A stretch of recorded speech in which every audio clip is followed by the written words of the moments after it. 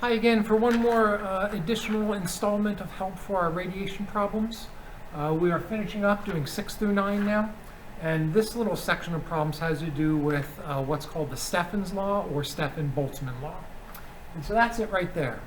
Now sometimes you see different letters here, but I'm just going to write out the word energy, and it's actually energy per area, but it's a way of describing how much total something's giving off.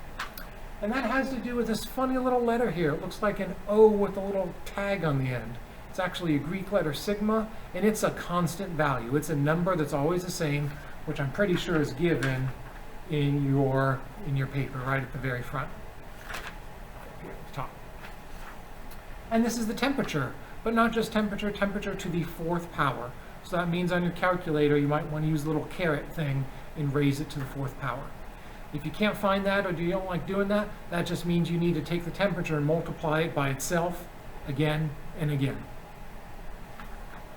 So, number 6 says our sun is around 6,000 degrees. Which we're going to have to raise to the 4th power. How much energy is emitted per area from our sun? Well, now we need to plug in something for that constant. And if you forget it, it's always a good idea to look at your resources. In that case, it's your sheet here. And you look at the section where it says Stefan's law, and it tells you it's 5.67 times 10 to the negative 8th. So now you won't need your calculator. We're going to take that number in scientific notation times 6,000, which gets raised to the 4th power. Don't raise the whole thing to the 4th power, just that number. So this is going to be huge. This makes sense though. There's a lot of energy coming from our super hot sun per meter. And so we will get something that is around 7.35 times 10 to the 7th. Pretty sure that's a 7. You should be double checking this anyway and making sure that that is indeed right. I just had a little trouble telling if that was a 7 or a 9. So that's how much energy our sun gives off due to the fact that it's 6,000 degrees for number 6.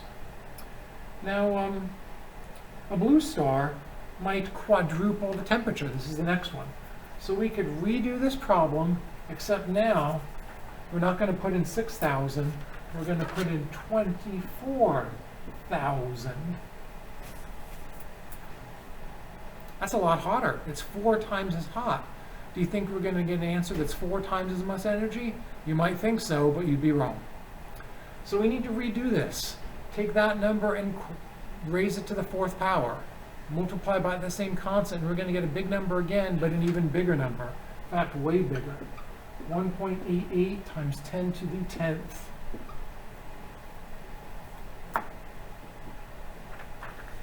So it's not only 4 times bigger, it's actually going to be 4 cubed, 4 to the 4th power, whatever that is.